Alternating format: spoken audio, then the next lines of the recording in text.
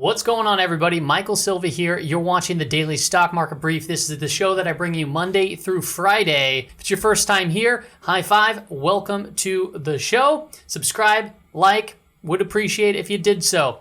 In today's episode, we're going to be breaking it down into 5 sections. We're going to be talking first about the indices, looking at some of the multiple time frames. Then we're going to go into section 2, which is indicators. We're going to look at breadth and sentiment indicators to get a good idea as to what's happening behind the scenes of the stock market. Then we're going to go ahead and hop into a couple of the industries. So you have sectors, and then you have the industry. So we're going to look at the semiconductors and transports, because there's something interesting going on there that I want to point out. Then we're going to hop into commodities very quickly, and also the US dollar. I'm going to try to move quickly through this because there's not a crazy amount of data to report, although it was a pretty interesting day overall.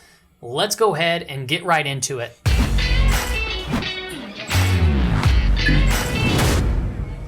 All right, welcome back. The first thing that I want to just take a quick look at is the S&P 500 index performance for the day. It was down 1.63%. We closed at 34.26 and 92 cents. But really what I want to just show here, and now this is a short-term matrix. Let's just pay attention to this line right here. This was today's performance, and then it goes all the way to 3 months over here. Now, what do we find interesting about this performance right here for the day? Well, if you look at the top performing sector, it happens to be utilities. Now, we were down 0.85, and the other sectors were hit even harder. What's interesting about this is utilities is the sector that we've been talking about, and we've been seeing a lot more money flow into there, and that's typically what that entails is there's a risk off taking place here. So if you're looking for safety, you can look for safety within utility sector. Now, if you even look at here, this one, I mean, it's been the highest performing index here for a couple of months. So pretty interesting stuff right there to see kind of the money flowing out and into utilities. Energy has been getting hit obviously the hardest. The last 3 months is down almost 20%. I feel like energy sector, once we start seeing some momentum there or start basing it out, there's going to be a lot of opportunities in that sector. But as of right now, we're kind of just at this standstill, and it's getting completely just obliterated. So let's go ahead and hop into the S&P 500. We'll look at the weekly time frame, and then we'll kind of drill it down. We're going to look at some of the other weekly charts as well from the other indices. Okay, so I'm going to be showing you some of the weekly charts, and the reason why is because it's just interesting across the board. And why is it interesting? Well, first off, we landed on the 5 EMA in just about every indice. So in the S&P 500 on the weekly time frame, yeah, it was a big down red day. We kind of saw that coming because of the long upper wick from the previous week. We got rejected at the top of this broadening wedge pattern, and now we're here at this previous support line that we once broke down from and then kind of retested, came back in. So we're at that confluence for support, and we're at the 5 EMA. So the bulls are still kind of here in charge despite the big drawdown today. The bears have a lot of work to do to move this market lower. On the NASDAQ 100 for the weekly time frame, very similar. Look, we cracked below the 61.8 fib level, but we're sitting here right in front of the 5 EMA and the 50% retracement level on the Fibonacci extension. So this, we had the shooting star, and now we're kind of getting this strong move to the downside. It was only been 1 day, right? It's Monday. So we still have a lot more of this week left to go. So, we can't put too much weight on this weekly chart yet. But as of right now, the bulls are sitting at, the bulls and the bears, they're just sitting here at this level of support at the 5 EMA and then the 50% retracement level. So it might look pretty scary, but overall, it's not too crazy in my opinion. Here's the Dow Jones, same exact thing. We're sitting at the 5 EMA, and we're having to sit at the 61.8 fib level here on the weekly time frame. So this could all act as a big area of support. This could be one of these things where we see a drawdown, and then we start seeing momentum to the upside later on in the week. Now, we do have VIX expiration, and typically when you see VIX expirations, you get a kind of a crush to the downside. So that could put the S&P 500 to move up. So and then we also have the potential of the stimulus, which we don't know if it's coming out yet or not. A lot of people are now just like, no way it's going to pass before election, but there's still talks about it. There's a lot of optimism. So this could be just the original pullback, shakeout, and then we move higher. So we got to be careful for that. But, we need some we need some decisions to be made because we've been sitting at the 5 EMA now, and we got to see the bears either take charge so it goes lower or see the bulls kind of bounce from this point. Same thing goes with the IWM. This is the Russell 2000 on the weekly time frame. We said that this looked kind of like a hanging man candle, so it didn't look all too bad. Now, what's good for the economy is when you see small caps performing, and they have actually been performing quite nicely this last previous week. We haven't retested the 5 EMA, and that's right at confluence with another area of support. As you can see, we've used it as support before, and then it acted as resistance. So the Russell 2000 right at around 158 could probably hold as support. If we start cracking below that, that could be a trend change where we start seeing more action to the downside. Now let's go ahead and get into the daily charts. This looks just like one very scary red candle. And interestingly enough, we saw that gap up overnight market. We pushed it up and we pushed a little bit higher. And then really throughout the rest of the day, we just started getting crushed down. The bears did capture the 5 EMA. That's that blue line. They did capture back the 61.8, but look where they landed. Just a big area of support. They landed at the neckline of the inverse head and shoulder breakout. So we still have a lot of work to do for the bears. Now, we've been talking about all these gaps on the way up. So there's like five total gaps, and we've closed 3 of those gaps. One of them was today, and 2 of them was last week. So when people say, it doesn't matter that there's gaps, yeah, no, it does actually matter. And we've seen it previously happen in August where we started all these gap ups, and then we got them all filled in early September. So now we're starting to get them filled again. We do, like I said, have support right here at the neckline, and then we also have a couple gaps down below here. So like I said, the bears have a lot of work. Now, if we recapture this neckline, this could just be a complete failed inverse head and shoulders where we never retested the top here. So we'll see. News around stimulus could come out, right? And this could just shoot our market higher. From my perspective and what I'm doing, I'm just waiting for pullbacks into levels, areas of support in sectors that are performing. So I'm just playing it really safe right now. I'm not shorting the market, but I might start putting on hedges at a specific point in time. But right now, because of the fact that news could come out and just change the market in a snap of the finger, I have preferably been just finding major areas of support and then playing those bounces. Here's the SPX on the 2-hour time frame. And this was the bear flag we called out on Twitter, and we broke down, and now we're testing the neckline. Okay, we filled the gap, so we're sitting right there at that level. It does look like, hey, yeah, we can move into oversold territory and then potentially see a bounce. So, like I said, something could come out tonight as far as news goes, and we might just gap up, but we can also head lower. Now we have the 200 period moving down here right at about 3,400, so that can probably act as some support too. Interestingly enough, on the 30-minute time frame here, this could look like a bull flag, or there's just a big pull to the upside. Now it's just channeling down. The S&P 500 is in oversold territory right here, under 30, and we're right below the 200 period and the lower portion of this channel. So very possible that turnaround Tuesday, which is tomorrow, might be to the upside. So you got to prepare for that and play accordingly. So this looks like it could potentially bounce from this point, unless it's the bears and there's some just bad news that takes place. Here's the NASDAQ 100 on the daily time frame. Right below us, we had the 50% retracement level and the gap. So yeah, this is a big, scary red candle. It's going to shake out a lot of people, but keep in mind we still have a lot of support underneath us. So there's not just like, we're not walking off a cliff right here and then jumping off. Is it possible? Yeah, absolutely. But like I said, we have this gap, we had the 50% retracement level, and then just right below that is the neckline. So we have just multiple levels of confluence right here for the NASDAQ 100. And now when we get into the indicators, you'll see, like we've been talking about, everything looked way overextended. And this is what happens when things are very overextended. But then when things start to normalize, then you might be able to see some consolidation or, volatility pickup or contract. So there's a lot of things that can happen. And we'll talk more about that when we get into the indicators. Here is the Dow Jones on the daily time frame, and inverse head and shoulders we broke out. Okay, last time we reported this was on Friday. We said this right here retested this channel, and this right here looked like a shooting star. And then if we get follow through, it could be an evening star, and that's what this is. That's an evening star. Am I saying that right? Evening star? Yeah, morning star and evening star. Evening star is this one, I believe. Maybe I'm getting that wrong, but this is a bearish candlestick reversal type pattern. We basically saw a big bull move to the upside. We saw the reversal, and then we had the follow through.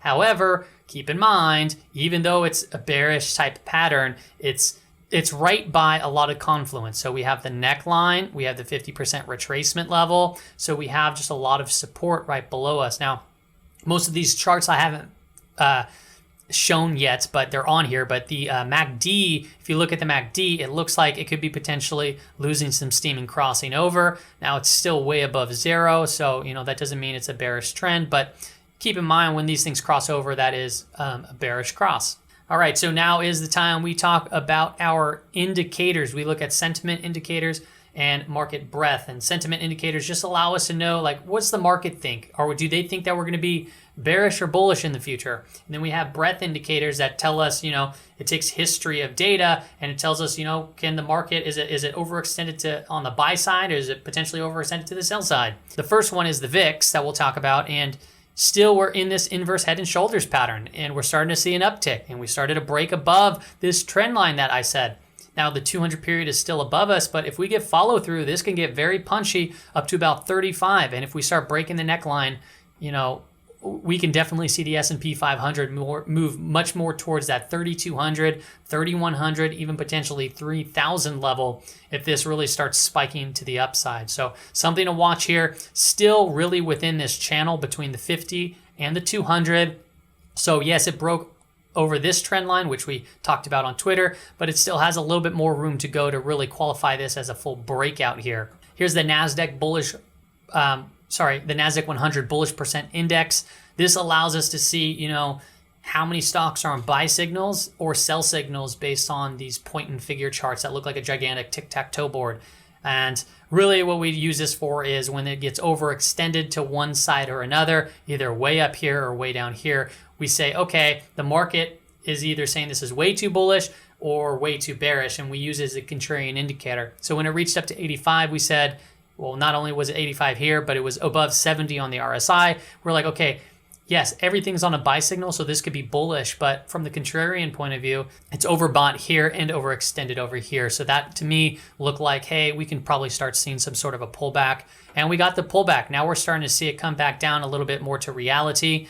And then the RSI is coming back down to around 60. So we'll see where this one kind of goes in at. But keep in mind, like, we can potentially see we might be able to see a move potentially higher if some good news comes out, but that could be potentially create a negative divergence here on the RSI. So this is really good to map out divergences, positive and negative divergences on the NASDAQ 100. So right now we'll be keeping an eye out for the next divergence that could potentially take place and or overextended move. Here is the NASDAQ 100% of stocks above the 200 period. Very simple indicator here. It's basically saying, if it's, right now we're at 82. So that means 82% of the stocks that make up the NASDAQ 100 are above the 200 period moving average. And when we get like way up here, once again, like you could say, well, that's just because everything's super bullish. Or you can be like, okay, well, you look back in the history of the chart and you're like, it doesn't stay up there long when there's that many stocks that are clear above the 200 period moving average. Chances are that we could be seeing some pullbacks. So what did we see? Well, we saw some pullbacks. We're still at 82. 82 is relatively a high number. So what do we see taking place? Well, we're seeing some drawbacks. Now we can bounce around in this area and it could go sideways, but what we did call out is how overextended and how fast it moved to that level. And now we're seeing that kind of a pullback. So it's going to be interesting to keep an eye on this chart as well. Here is the chart that was on the thumbnail, and I really wanted to kind of dive into this and then the seasonality chart. So this is the NI high-low. This is the NYSE high-low index. And what I want to point out here is just, it's been moving up fast and quick. So from down here, 56, this was in like early September, all the way up to 95, 98. If you look back in the history of the chart, we're looking back 5 years or so. The last time it was here was back in the end of 2016, okay? So we saw this huge ramp up in the NYSE high-low, and to me, you can read this a couple of ways, right? It's saying to me that, yeah, there's this many stocks hitting the 52-week highs. So, and this is a lagging indicator, mind you, but that's very, very high. And when things get overextended, like I said, you can see it as a contrarian point of view, and you can see things turn around. Now, what I found so interesting about this specific chart and this specific level is look where we are. So we're basically looking at, from August to October, or September, October, and we're seeing this big ramp up, okay? And this is during a presidential election. Well, what do you know? I put up this chart and this line at 95.98. The last time we were at these levels was in mid-July to August, September of 2016. That was during all the campaigning around the presidential election back then, 4 years ago. What took place during that same time? Well, right here in September, we hit that high of 95.98. Just previous to that, we also hit that high, but the market happened to be a little bit higher in September. This right here was a bearish divergence. We had the high here and then a lower high here, and then the market was putting in a low high to a higher high, so that was a divergence. And then we saw the snapback, and that came, that was a pretty aggressive move. If you look here, and on the left side, that's the axis for the NYSE. The NYSE has about 2,000 or more stocks, and it makes up a big portion of our economy. So we basically went from 10,900 to about 10,300 relatively quick. So a big volatile swing. And what do we got going on now? Well, we're reaching into those levels again during the same time frame. So seasonality here could very well play a big part. So that's why I'm going to bring up the seasonality chart. Here is the seasonality chart for the S&P 500. This is from Equity Clock. And really quick, we have the blue line. That right there is for election years. And the pink line is the average year. And then we have this, just right down here, it says 59-year range. And this was ending in 2009. So a lot of data here in this chart. So if you look at October, we see this run up during the election year and then a big drawdown.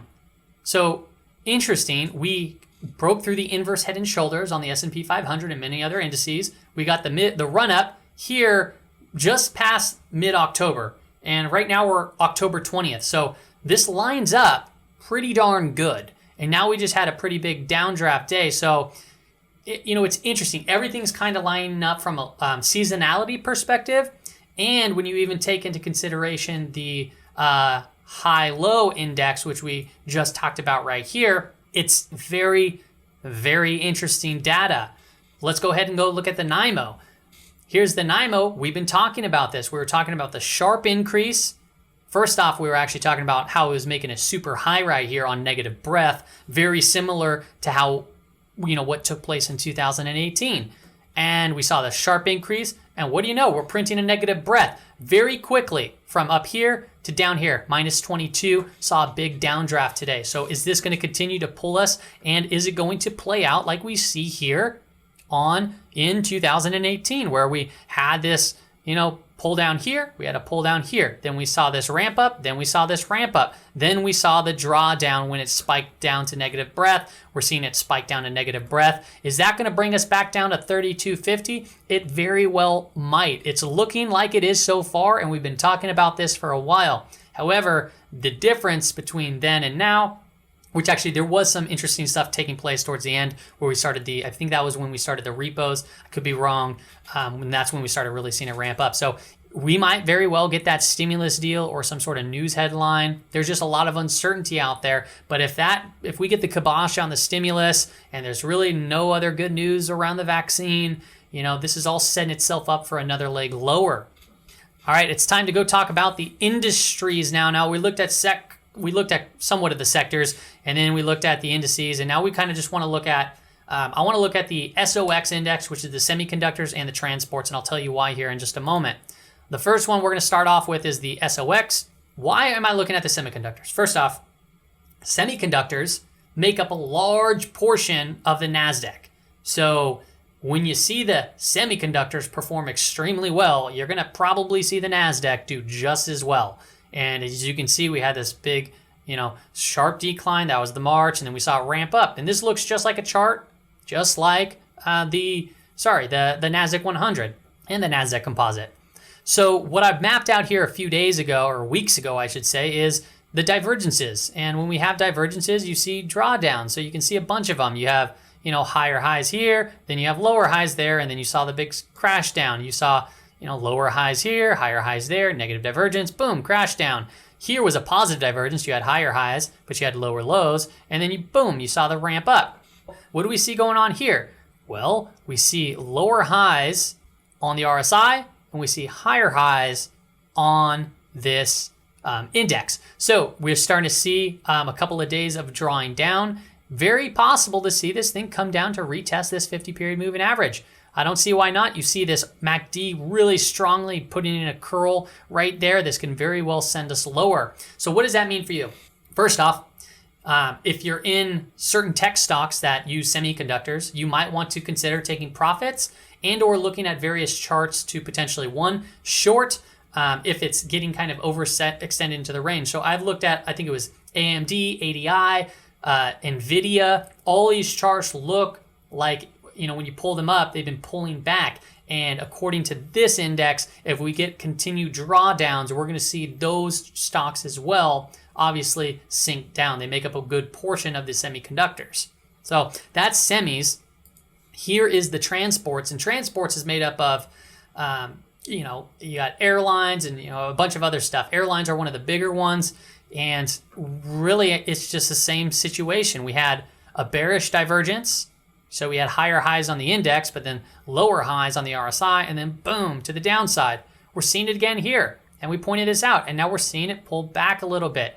So when I look at the airlines right now, like DAL or AAL or UAL, they've really just been kind of going sideways, back and forth, not too much good stuff going on for them. And I think that's because we've been kind of just awaiting the potential of a bailout, because there was a lot of talk about the furloughs for airline employees. They're really struggling. If they don't get the stimulus, it could very well send it a lot lower. And the chart, from a charting perspective, this to me doesn't look good. I mean, we just ran up to 12,000, and now we're putting in these lower highs on the RSI. It tells me that we're going to be coming back down to this 11,400 in the near future. Now, on here, there's kind of a trend line right here. So we're building some, higher lows.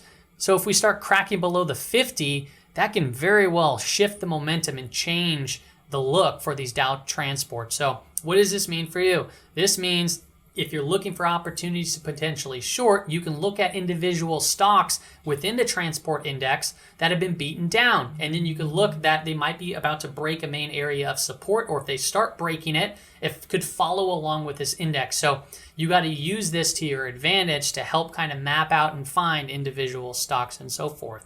Just like when we said utilities was looking very strong, we looked at breakout charts that could potentially move a lot higher, and we were pretty successful with that. Now it's time to talk about some of the commodities. We're going to talk about gold, silver, and oil. First off with gold. Gold hasn't been doing anything. Gold has been tracking sideways. We're at about, we touched down to about 1900. We closed today at 1911. Really, I'm long-term bullish, but it's just not doing anything. I want to buy more, but I kind of want it to move lower. And I think that, 18, I'd say you can range it out here. You might be able to buy some at 1880, but if it starts cracking below 1850, then 1780 to 1815 would be more of an area that it can fall down to, potentially even the 200-period moving average. As far as right now, it just to me looks more, overall chart looks bullish, but it has to recapture 1950 and hold that and get it back above the 50-period moving average for me to really be convinced that this market's going to be heading higher. Because as of right now, we're just sideways, so it's not much to report. Here's silver. Silver is the same thing. We had this pull down and it's in this ascending triangle. We bounced from it, and then we also bounced from here. So it's continuously coiling up here tighter and tighter for either one, a breakout move, or a breakdown move. And, if we start recapturing the 50-period moving average, we can just be well on our way to start moving a lot higher.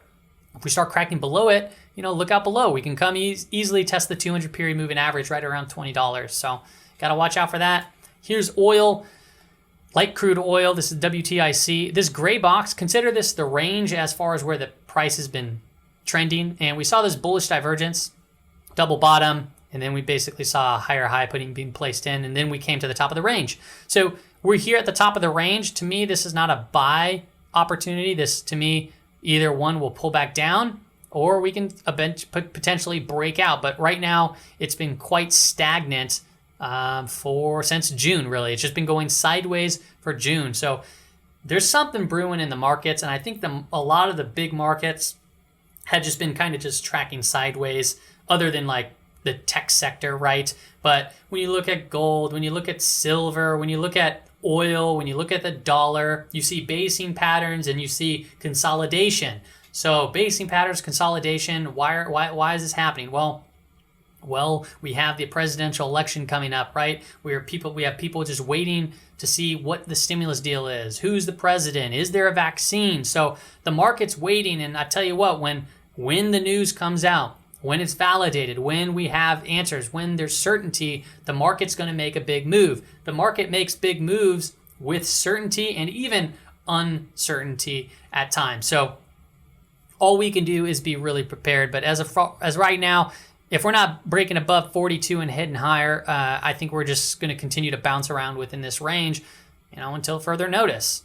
Now it's time to talk about the US dollar. Here is the US dollar chart, still in this cup and handle formation, still have the 50 period moving average. The bulls have that in charge. Can we get a squeeze higher? Yes, we can. But as of right now, the market has been just tracking sideways.